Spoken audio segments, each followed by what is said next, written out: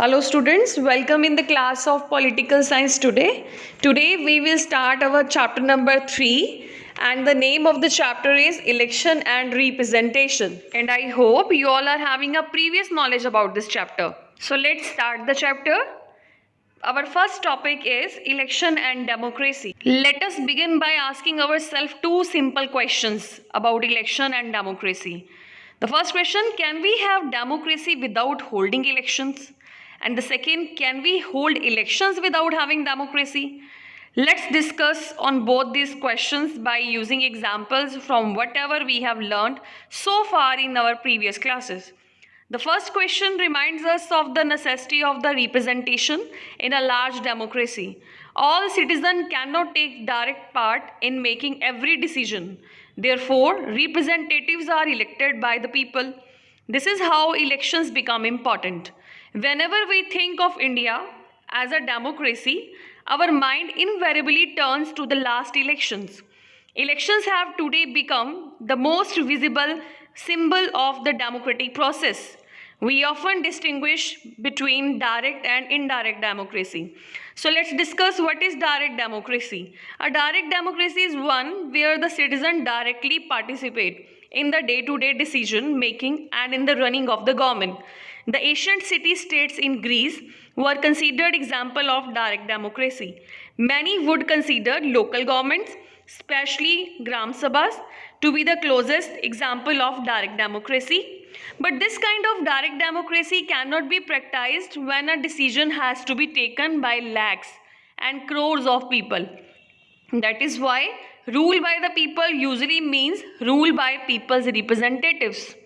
In such an arrangement, citizens choose their representatives who in turn are actively involved in the governing and administering the country.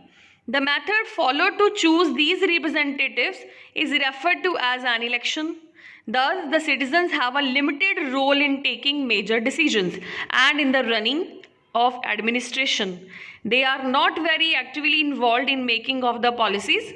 Citizens are involved only indirectly through their elected representatives. In this arrangement, where all major decisions are taken by elected representatives, the method by which people elect their representatives become very important. The second question, which was, can we hold elections without having democracy? So in this regard, we are having different views. The second question reminds us of the fact that not all elections are democratic. A large number of non-democratic countries also hold elections. In fact, non-democratic rulers are very keen to present themselves as a democratic. They do so by holding election in such a way that it does not threaten their rule. Can you think of some examples of such non-democratic elections? What do you think would distinguish a democratic from a non-democratic elections? What can be done to ensure that elections in a country would be conducted in a democratic way? What can we do in this regard? When we think about this question so keenly, the one thing comes to in our mind, that is constitution. Yes, the constitution of a democratic country lays down some basic rules about elections. The details are usually left to be worked out by laws passed by the legislature. These basic rules are usually about like who is eligible to vote, who is eligible to contest, who is to supervise election, how do the voters choose their representatives, how are the voters to be conducted or counted and representative elected. Like most democratic constitution, the Constitution of India answer all these questions. As you can see, the first three questions are about ensuring that elections are free and fair and can thus be called democratic. The last two questions are about ensuring a fair representation. In this chapter, you will consider both these aspects of the constitutional provision about elections. Now we will talk about election system in India. You may have noted above a reference to different methods or the system of elections. You may have wondered what these were all about. You may have seen or read about different methods of electioneering or campaigning in the elections. But what are different methods of election? There is a system of conducting elections. There are authorities and rules about do's and don'ts. Is that what election system is all about? You may have wondered why the constitution needs to write down how the votes are to be counted and representative elected. Isn't that very obvious? People go and vote. The candidate who gets highest votes gets elected. That is what elections are all over the world. Why do we need to think about it? We need to, because this question is not as simple as it appears to us. We have got so used to our system of election that we think that there cannot be any other way. In a democratic election, people vote and their preference decides who will win the contest. But there can be very different ways in which people make their choices and very different in which their preferences can be counted. These different rules of the game can make a difference to who the winner of the game will be, and some rules can favor biggest parties, some rules can help the smaller players, some rules can favor the majority community, others can protect the minorities. Let us look at one dramatic instance to see how this happens. Students, look at this newspaper clippings. It talks of one historic movement in India's democracy. In the Lok Sabha elections of 1984, the Congress party came to power, winning 415 of the 543 Lok Sabha seats, more than 80% of the seats. Such a victory was never achieved by any party in the Lok Sabha. What did this election show? The Congress party won 4/5 of the seats. Does it mean that 4 out of 5 Indian voters voted for the Congress party? Actually not. Take a look at the enclosed table, which will show you the clear things. The Congress party got 48% of the votes.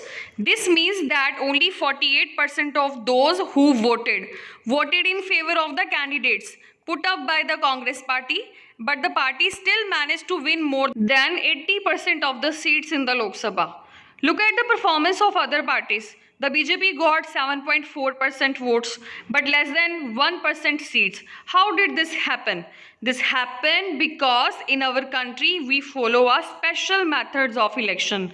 Under this system, the entire country is divided in 543 constituencies. Each constituency elect one representative, and the candidate who secure the highest number of votes in that constituency is declared elected. It is important to note that in this system, whoever has more votes than all other candidates is declared elected.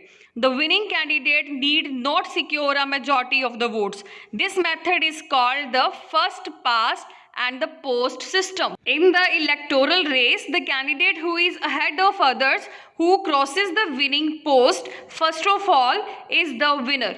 This method is also called the plurality system. This is the method of election prescribed by the Constitution. Let us now go back to our example. The Congress party won greater share of seats than its share of votes because in many of the constituencies in which its candidates won, they secured less than 50% of the votes. If there are several candidates, the winning candidate often gets much less than 50% of the vote. The votes that go to all the losing candidates go waste. For those candidates or parties get no seat from those votes. Suppose a party gets only 25% of the votes in every constituency, but everyone else gets even less votes. In that case, the party could win all the seats with only 25% votes or even less. Let us compare this to how election take place in Israel.